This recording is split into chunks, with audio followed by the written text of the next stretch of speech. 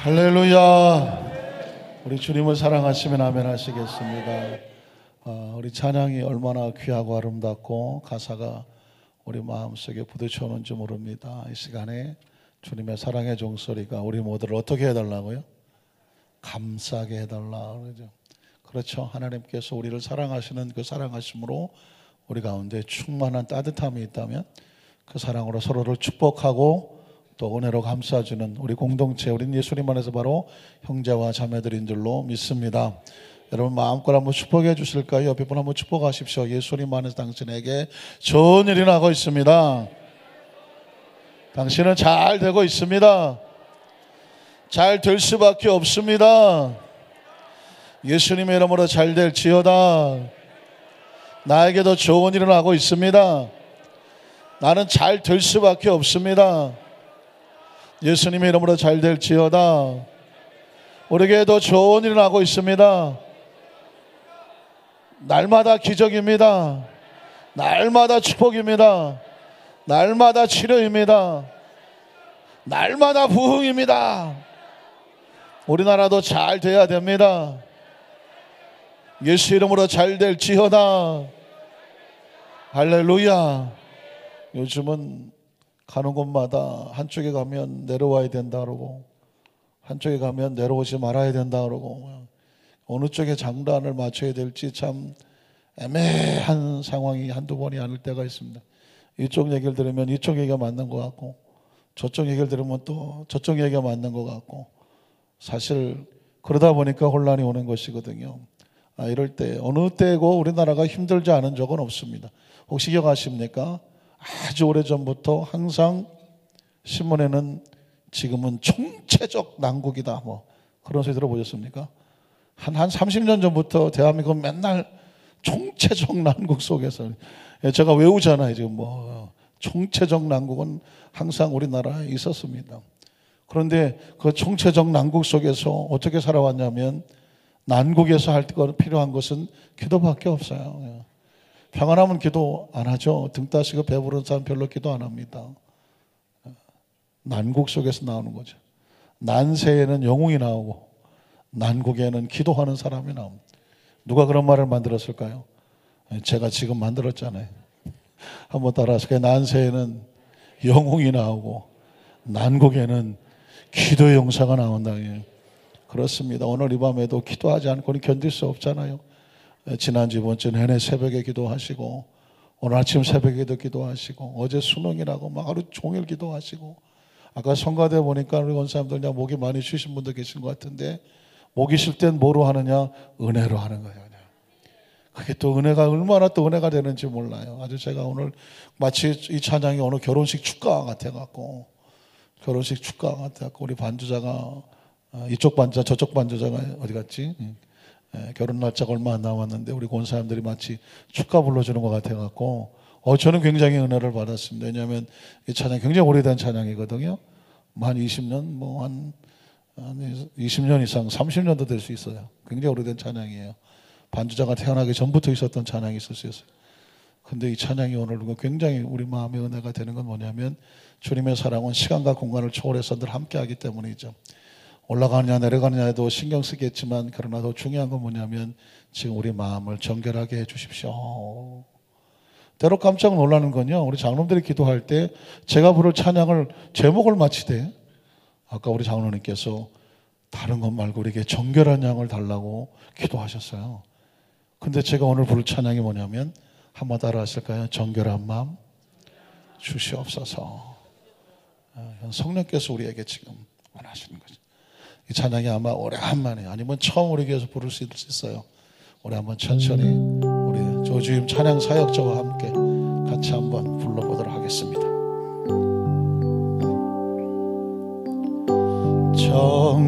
정결한 맘 주시옵소서.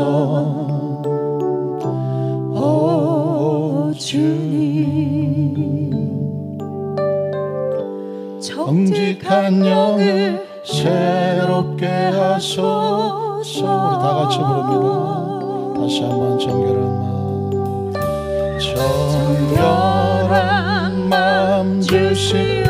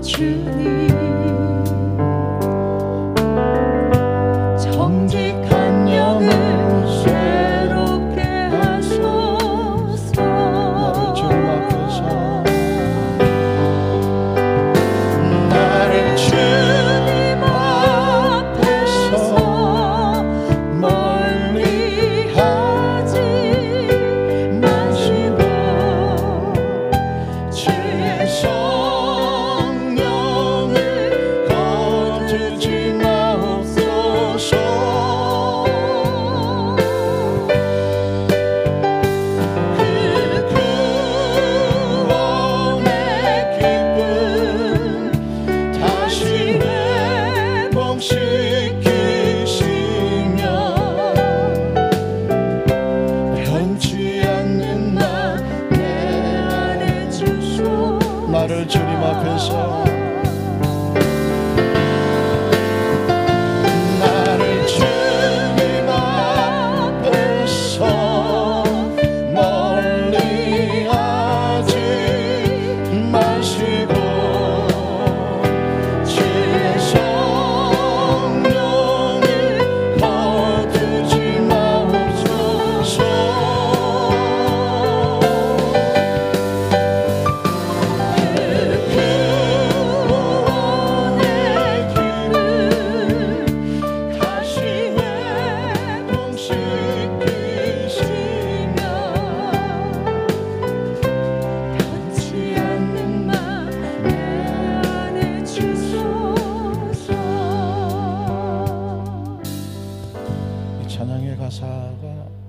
어디서 생각이 나나요?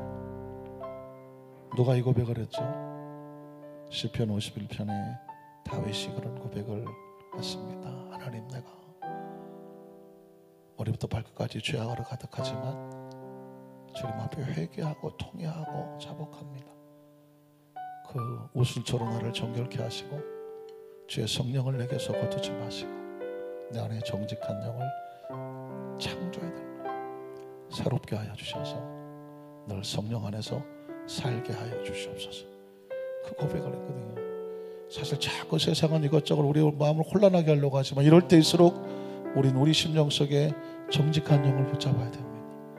내 안에 정직한 마음, 정직한 영으로 다른 삶을 향하여 돌을 던지고 하기 전에 내가 주님 앞에 올바로 서게 하여 주시옵소서. 우리 다시 한번 이 찬양을 드리고 기도해 보도록 하겠습니다.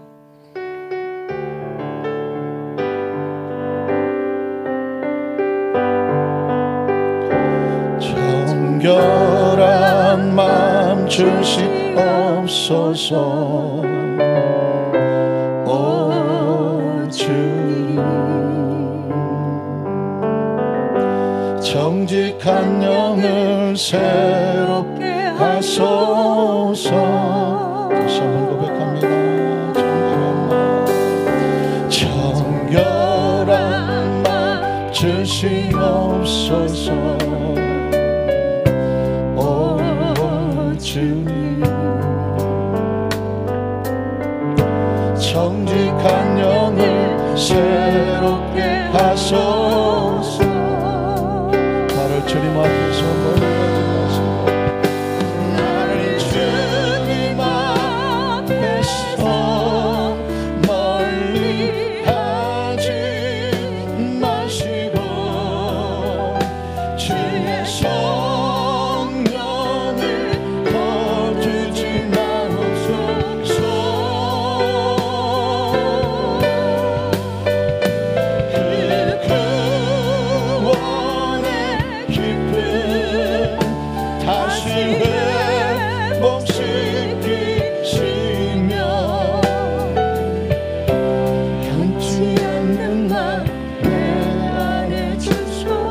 나를 주님 앞에서 멀리하지 마시고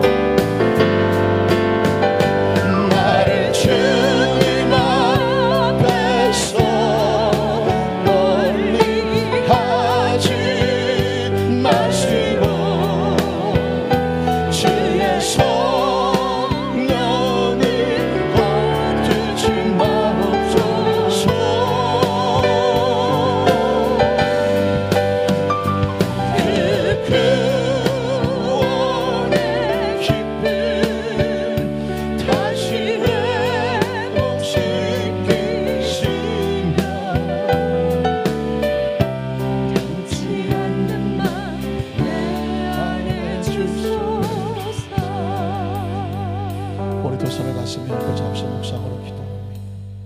이렇게 절박한 기도가 있습니까? 하나님, 나를 주님 앞에서 멀리하지 마시옵소서. 한번 따라하실까요? 하나님, 나를 주님 앞에서 멀리하지 마옵소서. 하나님, 내 안에서 주의 성령을 거두지 마옵소서. 주님, 구원의 기쁨을 다시 회복하게 하시옵소서. 주님, 변치 않는 마음을 내 안에 주시옵소서. 우리 함께 이런 기도 제목을 가지고 말씀을 듣기 전에 하나님, 이 기도 제목이 나의 기도 제목이 되기 원합니다. 내 안에 정결한 마음, 정결한 영, 거룩한 영으로 충만하게 하셔서 말씀을 들을 때 말씀 그대로 우리 가운데 임재하고 역사하고 운행될 수 있도록 주님께서 운행하여 주시옵소서. 주여, 여러분 세 번으로 우리 간절히 한번 통성으로 기도합니다. 주여,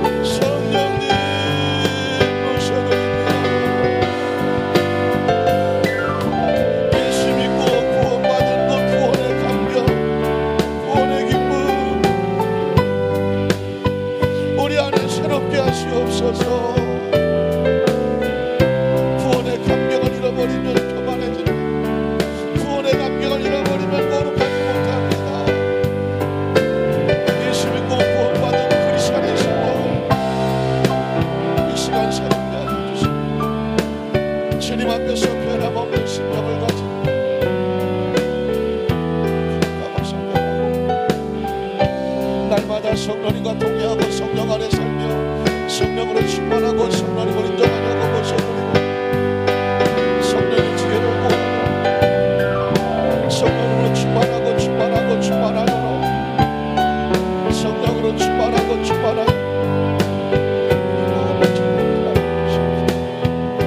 우리 안산교회 성도단이 제단에 나와서 그렇게 기도할 때마다 늘 성령이 품어주시고 안아주시고 항상 함께 해주시고 역사하시고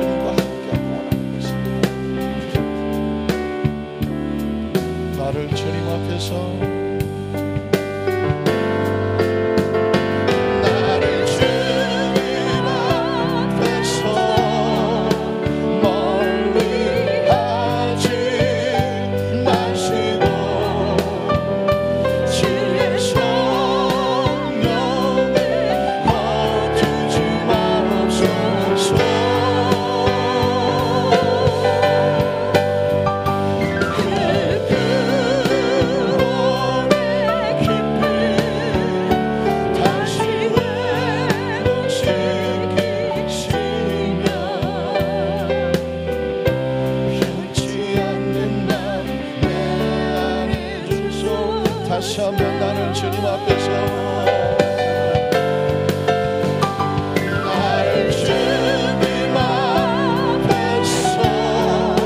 멀리하지 마시고 주의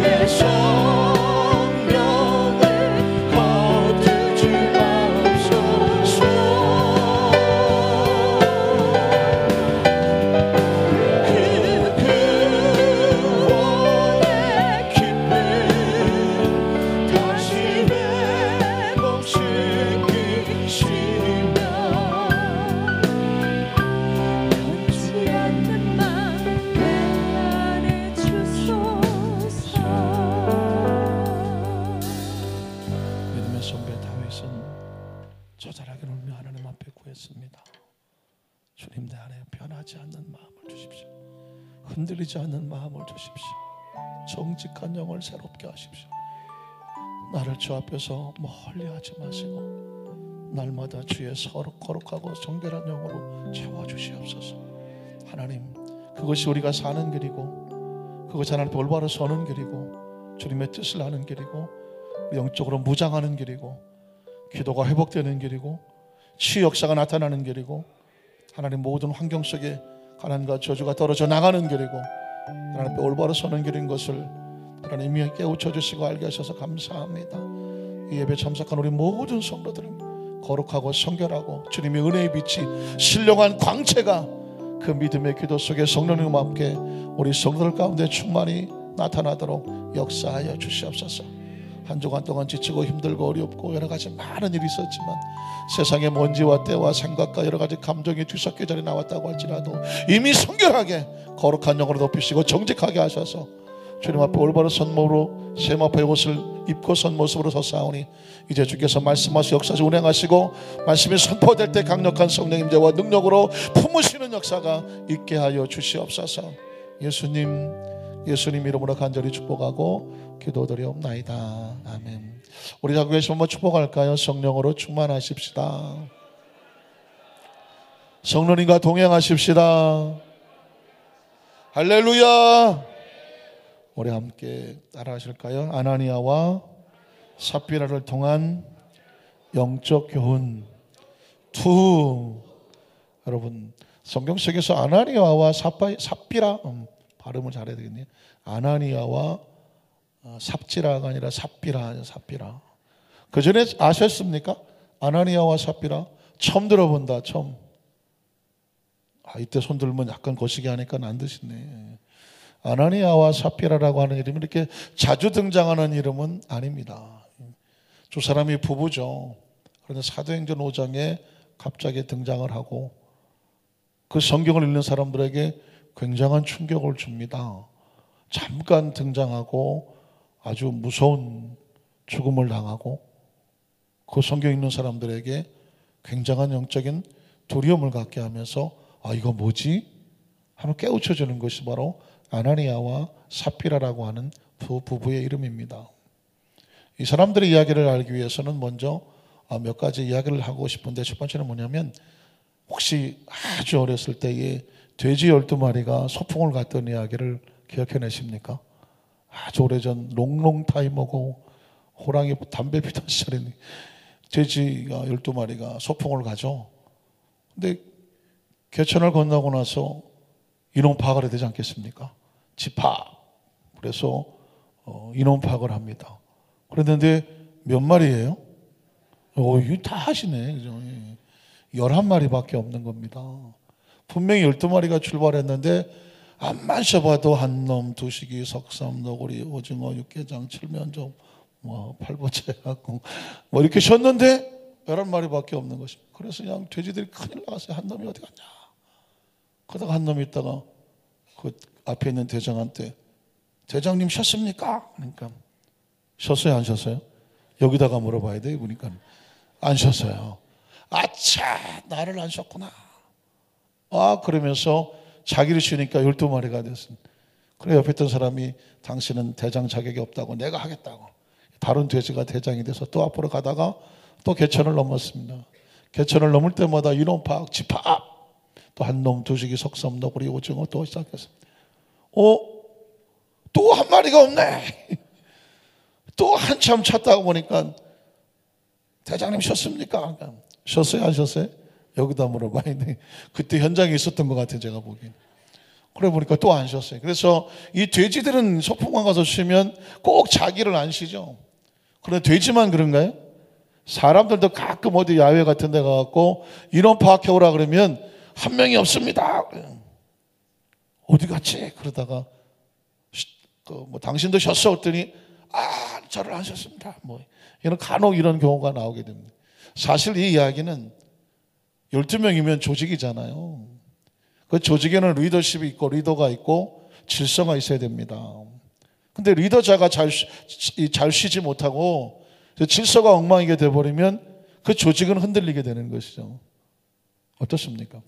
이와 비슷한 이야기가 뭐냐면 다 이솝이어서 나오는 겁니다. 양이 이끄는 사자의 무리와 사자가 이끄는 양의 무리가 서로 싸우게 된다. 뭐 그럴 일은 없겠지만은 이솝 이야기니까요. 그러면 누가 이길까요? 사자가 이끄는 양의 무리가 양이 이끄는 사자의 무리를 이긴다는 것입니다. 사자하고 양하고 싸우면 당연히 사자가 이겨야 되는데 무슨 소리냐 그럴지 모르겠지만 리더자가 누구냐가 다른 것이죠. 양이 리더를 하고 있으니까 그 사자가 아무리 강력한 힘이 있어도 리더가 흔들리고 리더가 왔다 갔다 하고 어찌할 바를 모르면 사자들은 그냥 우왕좌왕 질서가 없이 무질서하고 스스로 무너져 내리는 것이죠. 양은 힘을 얻고 연약하지만 리더자가 사자가 되면 사자가 되면 양들을 잘 조직적으로 질서 있게 움직이면 군대 용어로 병력을 움직이면 사자의 무리 되게 낸다는 것이죠. 거기서 나온 얘기도 리더십하고 질서라고 하는 것입니다. 그러니까 어느 공동체, 어느 단체, 어느 무리든 그 리더십과 함께하는 질서가 조직적으로 잘 이루어지면 그게 아주 강한 단체가 되는 것입니다. 지금 우리나라가 많이 힘들고 어려운 것도 리더십의 문제가 아니겠습니까? 리더십이 흔들리고 있으니까 그 조직 전체가 흔들리고 막 대한민국이 흔들복적하는 것처럼 많이 힘들어하고 있는 것은 바로 리더십하고 질서의 문제가 이게 흔들리기 때문에 흔들리는 것이거든요. 사도행전에 보면 1장에 예수님께서 승천하기 전에 성령 충만받기 위해서 기다리라가 사도행전 1장이죠. 여러분이 사도행전을 정복해 나가는 것입니다. 큰 틀만 보면. 그리고 사도행전 2장에 그 120문도가 오순절날 마가다락방에 기도하다가 무엇을 받습니까? 성령의 충만함을 받죠. 그 사도행전 몇 장이라고요? 모르면 여기다가 물어봐야 돼요. 사도행전 몇 장? 돼지 이야기 나왔는데 성경으로 돌아오니까 약간 힘드시고 머리 빡빡 긁으시고 막 그래요. 사도행전 2장은 성령 충만 받는 이야기가 나옵니다. 그리고 사도행전 3장에 왔더니 성령 받기 전에 베드로가 그 나약했고 비겁했던 베드로가 성령을 받고 나니까 전혀 다른 존재가 되죠. 안전벨 일으키는 역사가 나타납니다. 그 능력은 누구의 능력이라고요? 하나님 성령의 능력이죠. 그러니까 이 사도행전은 전혀 연약했던 사람이 성령을 받고 나면 하나님께서 어떻게 사용하시는지를 보여주는 성령 행전이죠. 사도행전이 아니라 성령 받은 사도들의 행전이니까 성령 행전이라는 것입니다. 그리고 그들이 나가서 복음을 전도함으로 초대교회가 탄생을 하고 사도행전 4장에 보면 큰 부흥의 역사가 나타납니다. 모이면 기도해서 성령 충만 받고 나가서 터지면 전도해서 큰 부흥의 역사가 나타났습니다.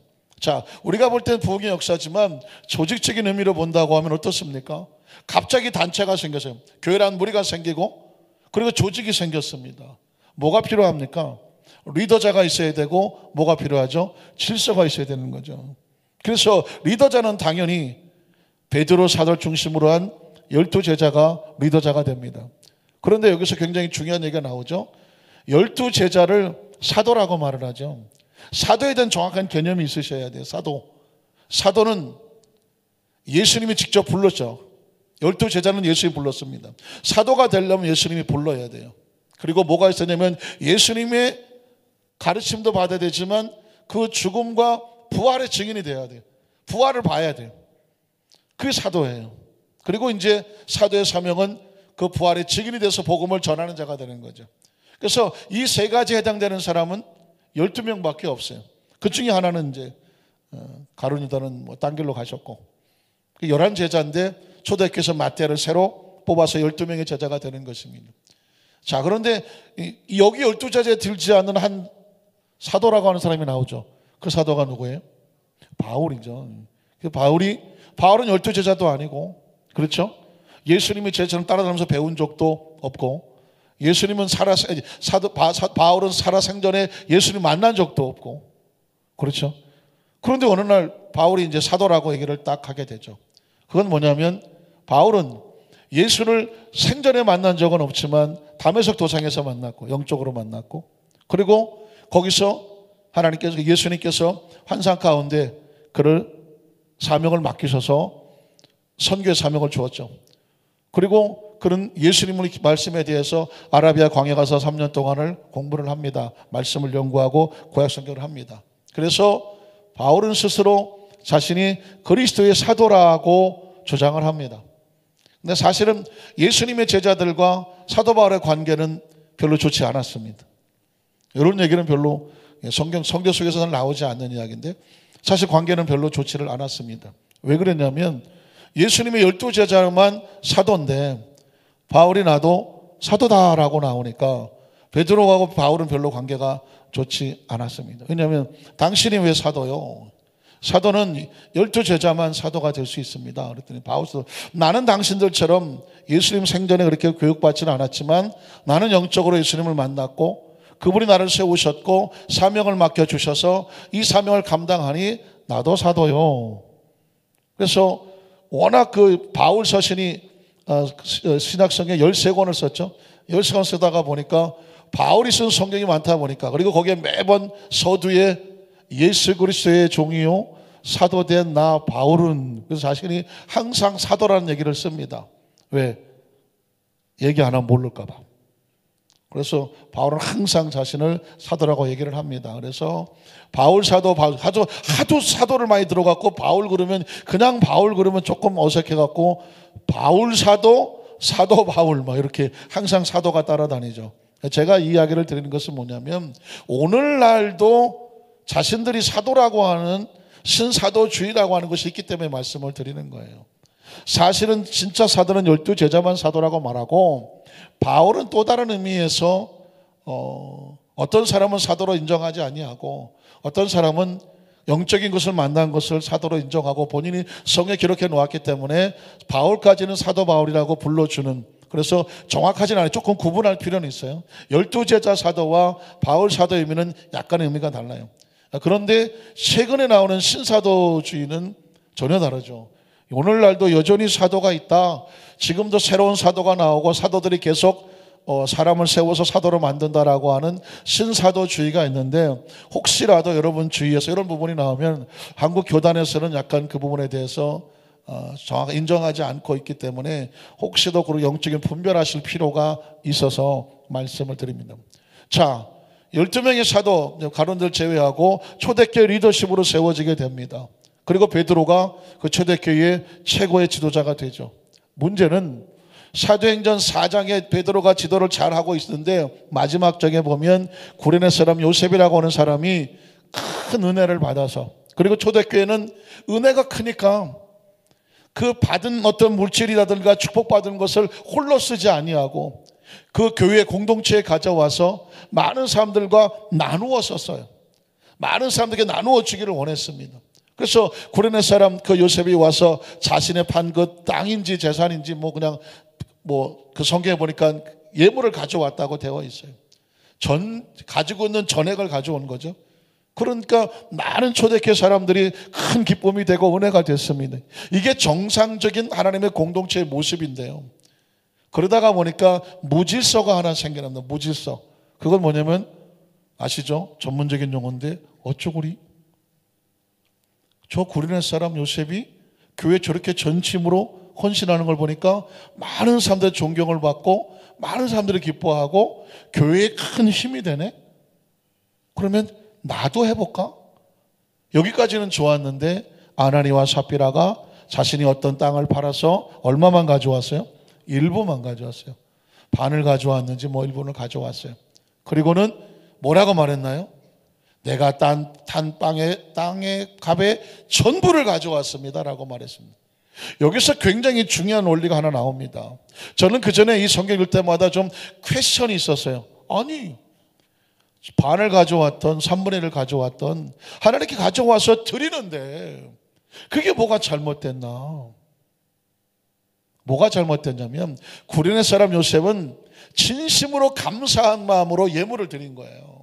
그런데 이 아나니아하고 삽비라는 뭐냐면 똑같은 형식을 가졌지만 그 예물을 드리는 예수를 통해서 누구의 이름을 드러내려고 했나요? 자신의 이름을 드러내서 나 이런 사람이야. 나 이렇게 많이 헌신하는 사람이야. 나 이거 다 갖고 왔어.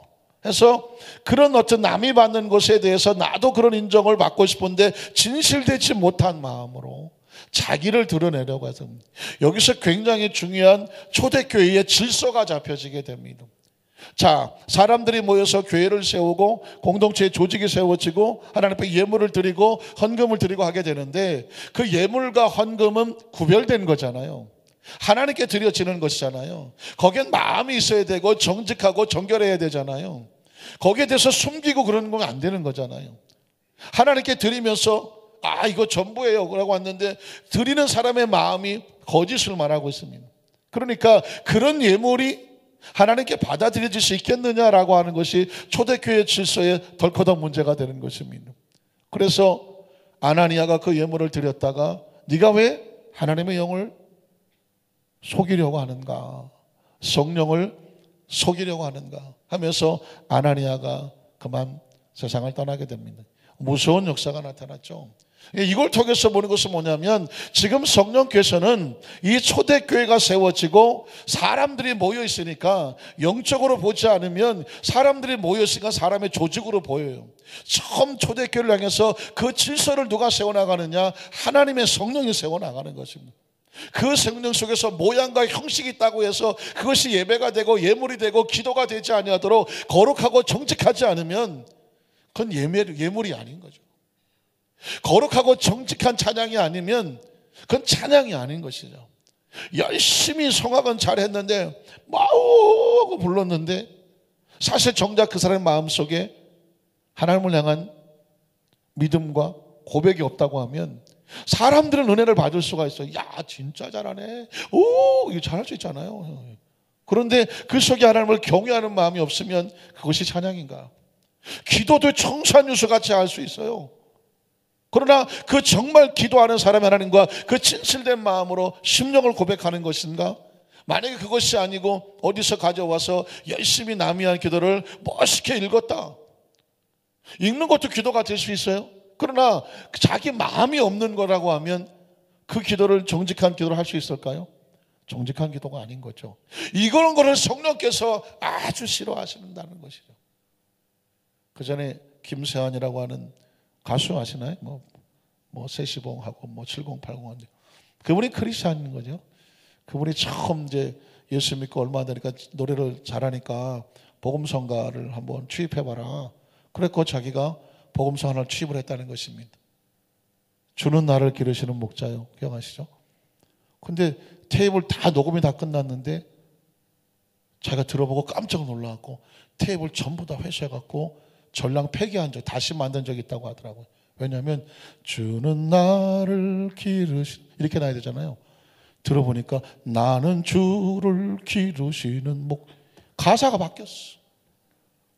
그러니까 이 사람은 신앙은 별로 없는데 예수 믿은 지 얼마 안 되는 사람을 노래를 잘하니까 테이프 내라 그래요. 옛날엔 테이프였잖아요.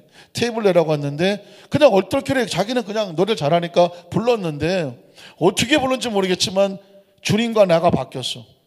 얼마나 심각합니까? 얼마나. 나는 주를 기르시는 목자. 그게 어떻게 봐갖고는 그때 이제 숨겨진 에피소드죠. 그래갖고는 그걸 다 그냥 테이프를 전량해서 폐기시켜버리고 다시 고백을 했다고 하면서 그분이 고백을 할 때 처음 고백을 부를 때 사실은 자기는 찬양을 했지만 주님을 향한 정확한 신앙 고백을 못하고 있었다. 아주 오래전에 이제 들은 얘기인데 제가 기억을 하고 있습니다. 여러분 어떠십니까? 우린 그렇게 부르고 싶지 않나요? 실제로 주는 나를 기르시면 설마 그렇게 틀리게 부르는 분이 어디? 그렇죠. 틀리게 부르는 분이 있겠습니까? 안산교회도 하나도 없지. 문제는 안 틀리게 부르지만 정말 내 마음속에 주님이 나의 목자인가? 정확한 신앙 고백이 있으십니까? 정말 그러십니까? 그런 고백으로 드려질 때 비로소 그 찬양이 올바른 찬양이 되어지게 되는 줄로 믿습니다. 그러니까 사실은요, 우리가 하나님 예배 드리면서 은혜도 막 큰 은혜, 막 치료 역사가 나타나고 막 여러 가지 많은 역사가 나타나는데 정말 중요한 것은 뭐냐면, 정말 중요한 건 내가 신앙의 올바른 자세를 잘 질서 있게 원칙적으로 세워나가서 내 자신을 다지는 게 제일 중요해요. 아무리 중요한 축복이 바깥에서 돌아다니면 뭐합니까? 내가 정확하게 내 안에 정직한 영으로 올바른 신앙의 모습으로 잘 무장하고 그리고 그렇게 준비하는 것이 중요하다는 것입니다. 아주 작은 신앙 고백이지만 정확한 신앙 고백. 찬양을 화려하게 하지 못하지만 그 찬양 속에 본인의 정확한 신앙 고백이 들어져 있는, 남보다 그렇게 요란하게 예배의 어떤 다른 것은 없지만 정말 정직하고 신실한 그 신앙의 모습. 다른 사람보다 이렇게 열심히 그냥 뭐 수많은 달란트는 없지만 어느 하나를 맡겨놓으면 눈물을 흘리며 진심으로 드려지는 그 헌신. 그게 누구를 감동시킵니까? 주님을 감동을 시키는 것입니다. 그걸 원하는 거예요. 그걸 다시 시작해야 되는 건데, 다시 우리의 신앙을 너무 많이 달리다가 보면 뒤돌아보면 구멍이 뻥뻥 뚫린 게 있을 수 있거든요. 그래서 다시 시작하는 것입니다. 여러분 보십시오. 아까 정결한 마음 주시옵소서 찬양을 할 때 시편 51편이거든요. 다윗이 몇 살 때 물었습니까? 다윗이 한 40 넘어서 한창 잘 나가는 전성기 시대에 태평천대를 이룰 때에 그때 엎어지고 하나님 앞에 거꾸로 지면서 불렀던, 그리고 고백했던 부르짖음의 기도예요. 다윗이 17살에 기름 부음을 받고 그 10대에 골리앗을 쳐서 물리쳤던 그 화려한 그 다윗이, 어마어마한 신앙 고백을 했던 다윗이, 하나님의 마음에 합했던 다윗이 막 수금을 들고 찬양을 하면 사울에 붙었던 귀신이 떨어져 나가던 그 강력한 영적인 통로였던 그 다윗이 이스라엘 백성이 2대 왕이 돼서 이스라엘 나라를 태평천대로 이끌었던 다윗이, 천하에 무서울 곳이 없었던 다윗이, 하나님의 사랑을 독차지했던 다윗이 언제 무너집니까? 한창 잘 나가던 40대에 무너지는 것이거든요. 그러니까 신앙은요, 언제 무너질지를 몰라요. 항상 내가 지금 최고 잘 나간다고 자랑할 때가 아니에요. 항상 조심해야 돼요. 항상 자신을 점검하고 엎드리면서 아까 불렀던 찬양을 항상 내 안에 정직하고 정결한 마음을 주시옵소서. 믿으십니까? 그 초대교회의 영적인 질서를 성령께서 세워나셔서 우리 한 사람 한 사람이 뭘 조심해야 되냐면, 하나님의 공동체는 성령께서 질서를 이끌어 가신다. 왜 이 시점에서 하나님께서 우리가 4장 5장 말씀을 통해서 깨우쳐 주시는가? 이유는 뭐냐면 신앙생활을 열심히 하는데 안타깝게도 그 교회 안에 역사에서 운행하시는 성령님의 질서에 대해서는 쉽게 잊어버리고 살기 때문에 그렇습니다. 자, 그래서 오늘 성경 본문을 짧게 설명하면 첫 번째 뭐가 있냐면, 잘못된 신앙을 바로 잡을 수 있을 때 바로 잡아야 됩니다. 한번 따라 하실까요? 잘못된 신앙을 바로 잡을 수 있는 기회를 어떻게 해야 돼요? 잡아야 됩니다. 7절을 한번 볼까요? 3시간쯤 지나 아나니아가 죽고 3시간쯤 지나 그의 아내 삽비라가 그 일어난 일을 알아요, 몰라요? 알지 못하고 들어왔다고 합니다.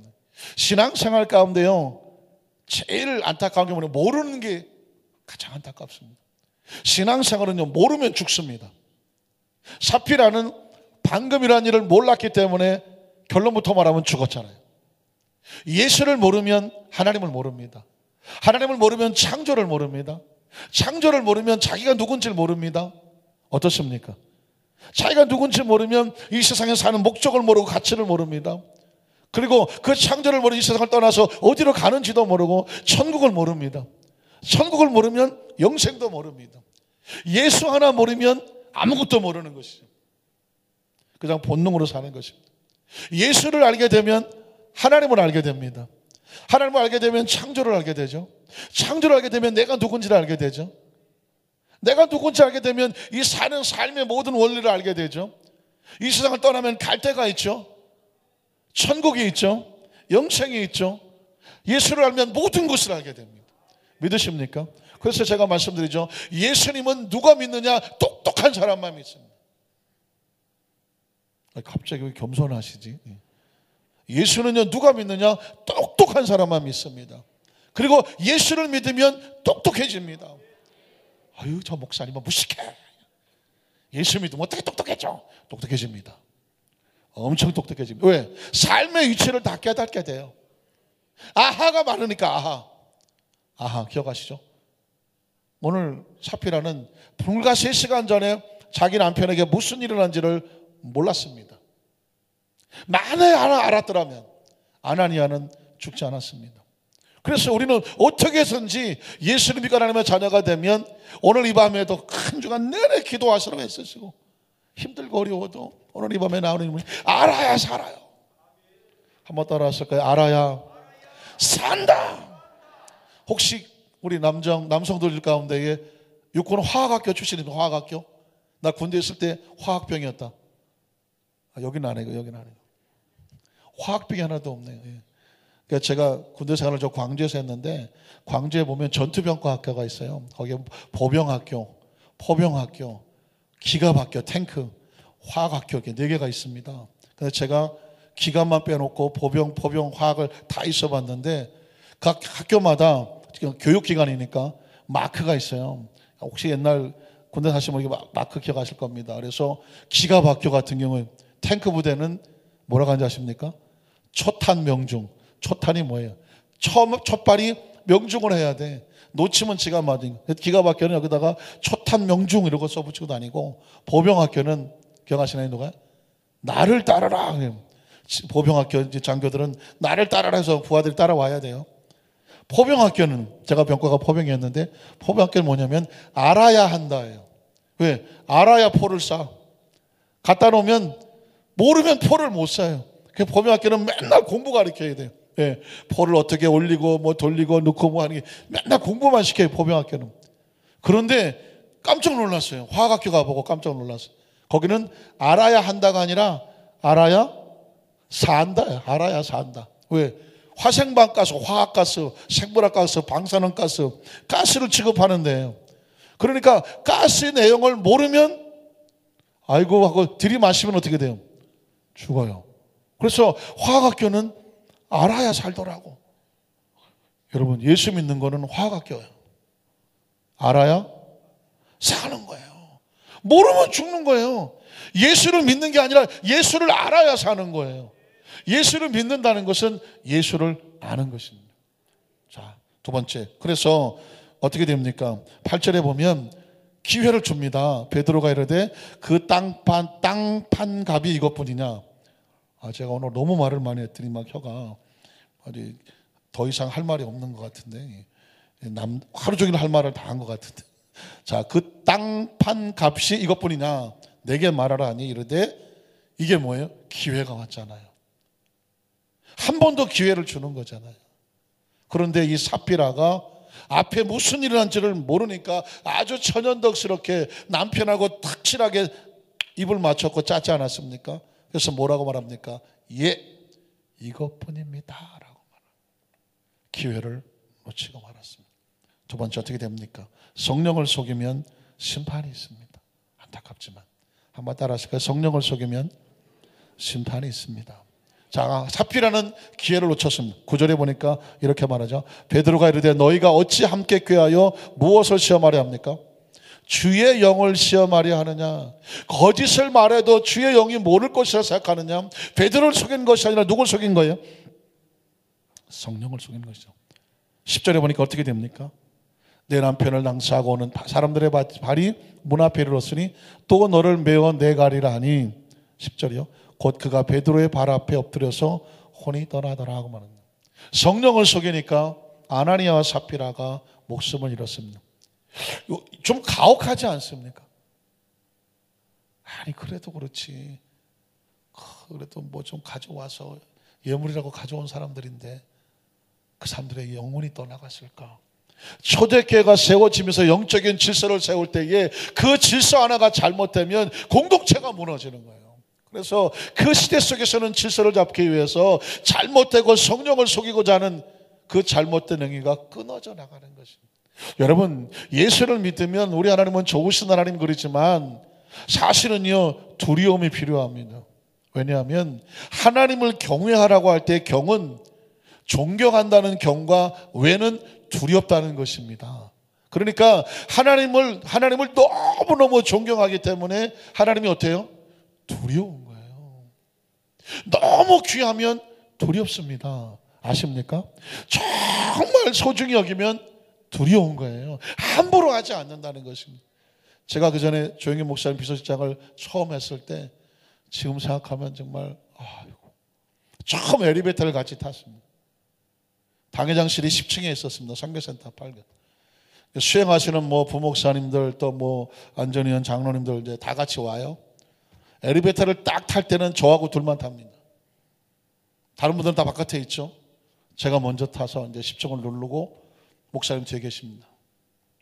올라갈 때까지 한마디도 안 합니다. 저도 한마디도 안 합니다. 그 10층까지 올라갈 때까지 얼마나 그 시간이 이제 10년 지나가는 10년. 뒤에 서 계시는데 그냥 뒤통수 따갑고 숨도 못 쉽니다. 문 열고 당회장실에 딱 들어가면 제 비서실장 자리에 딱 앉아갖고 아무 수 없는. 그런데 처음 할 때 제가 거길 어떻게 들어갑니까?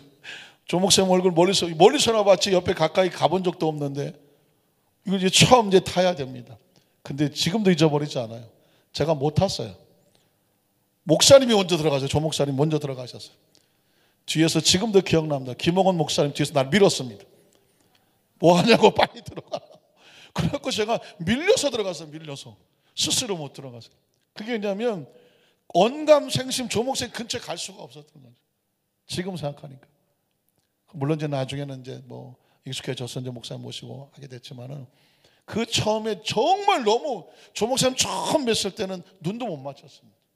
혹시 아십니까? 강아지 갖다 놓고 이렇게 하면 강아지가 이렇게 하는 거 아십니까?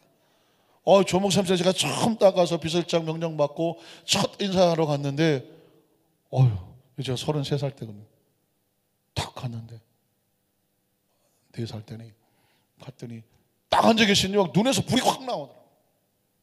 제가 처음 이렇게 당회장실에서 처음 뵐 때요. 당회장 목사님 부름 받고 왔습니다 하고 딱 얼굴을 눈을 뚝 보는데 그냥 눈에서 불이 확 나오더라고요. 눈 바로 깔았지. 그랬더니 딱 한마디 하더라고. 자네인가? 여기서 근무해. 네 알았습니다. 빨리 도망 나와. 근데 그게 왜냐면 경외함에서 오는 거예요. 너무 존경하고 너무 소중하니까 제가 그냥 몸이 저절로 부들부들 떨리더라고요. 그 가까이 갈 수도 없고 눈도 못 맞추겠더라고요. 그 왜 그럴까요? 우리가 너무 소중히 여기는 분은 그렇게 돼요. 하나님을 소중히 여기십니까? 정말? 이게 하나님의 집인 것을 믿으시나요? 이게 하나님 앞에 예배 드리는 것을 믿으십니까? 하나님을 찬양하는 우리의 찬양 하나님께 가는 것을 믿으십니까? 여러분이 지금 기도하는 게 하나님 앞에 드려지는 그 하나님의 면전일식이 있으십니까? 이게 중요한 거예요. 저를 포함해서 우리 모두가 다시 시작해야 돼요. 하나님 면전 앞에서. 그래서 저 유명한 코람데오란 말이 있습니다. 코람데오. 한번 따라하실까요? 코람데오. 코람데오. 데오라고 하는 건 데오스. 하나님을 헬라어로 데오스라 그래요. 코람은 뭐뭐 앞에 면전이란 뜻이에요. 하나님 면전에서. 그러니까 그 시대 사람들은 지금 내가 하나님 눈에 보이지 않아. 그의 소리가 들리지 않아. 그러나 난 지금 누구 앞에 있습니다? 하나님 앞에 있습니다. 하나님 앞에 있다고 하면 우리가 어떻게 후들후들하겠죠. 이건 후들후들 정도가 아닙니다. 이스라엘 백성들은요 하나님의 얼굴을 보면 죽었습니다. 우리가 태양을 정면으로 못 보지 않습니까? 뭐 어떤 옛날에 어렸을 때 누가 더 오래 참나고 정면을 태양을 쳐다보고 오래 견디기 그건 아주 무식한 거예요. 자기 눈을 버리는 것이죠. 태양을 못 쳐다봅니다. 우리 눈으로는 마찬가지죠. 하나님 볼 수 없습니다. 하나님 보면 죽습니다. 그 경외함이 있어야 돼요. 믿으십니까? 그래서 초대교회 성도들에게 하나님 이제 사람들이 모여서 교회가 세우고 조직이 생겨 리더십이 생겼는데 이건 사람의 모임이 아니다라는 것이 가장 강력하게 나타나는 것이 뭐냐면 성령을 속이면 죽는다는 것이었습니다.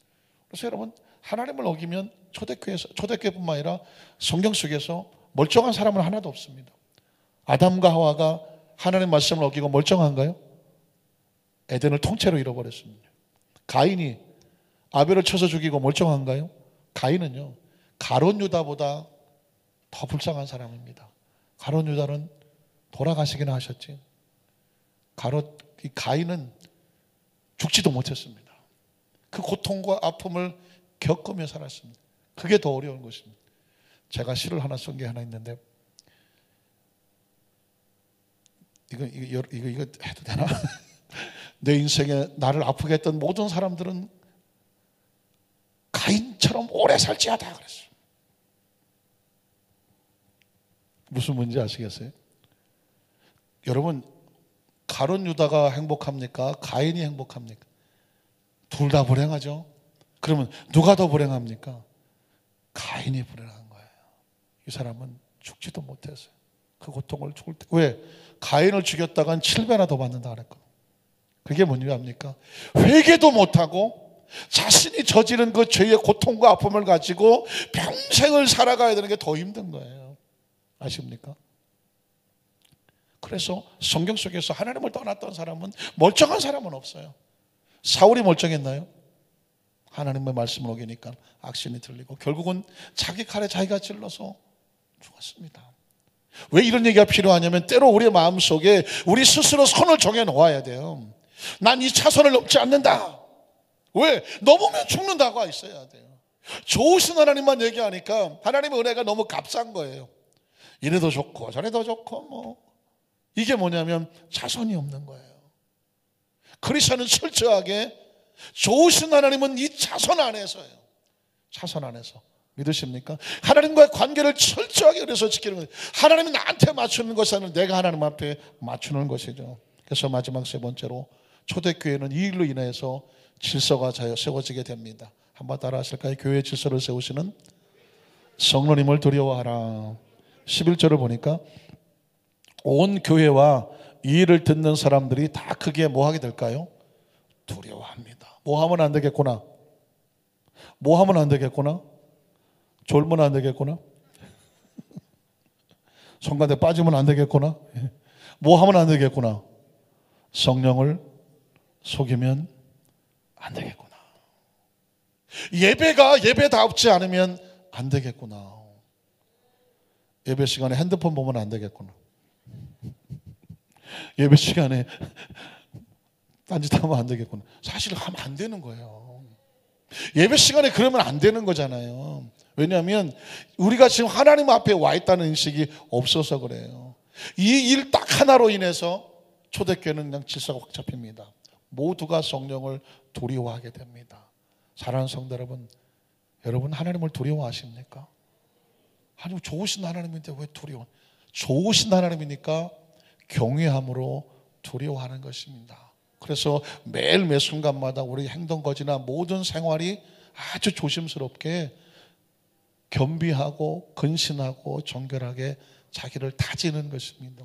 왜냐하면 그게 바로 하나님께서 초대교회에 원하셨던 영적인 질서였었습니다. 그건 초대교회 사람들을 무섭게 하려고 하는 것이 아니라 교회를 세워나가고 올바로 모든 사람들 하나님의 그 차선 안에서 잘 신앙을 회복해 나가기를 원하는 하나님의 뜻이었습니다. 간절히 바라기는, 우리는 교회에서는 이래라 저래라 무슨 경찰이 있고 뭐 이렇게 하지 않습니다. 우리는 스스로 성령님과 함께 성령께서 주시는 그 영적인 질서와 그리고 감동을 가지고 하나님 면전 앞에서 스스로 하나님을 섬기며 나가는 것입니다. 절대로 강요하거나 뭐 어떻게 상대방에게 무력을 써서 하지 않습니다. 스스로 하나님 앞에 하는 것입니다. 그것이 바로 성령께서 원하시는 거죠. 우리 모든 성도들의 이 성령의 영적인 질서가 가슴 속에 삶 속에 충만하시기를 주님의 이름으로 축원합니다.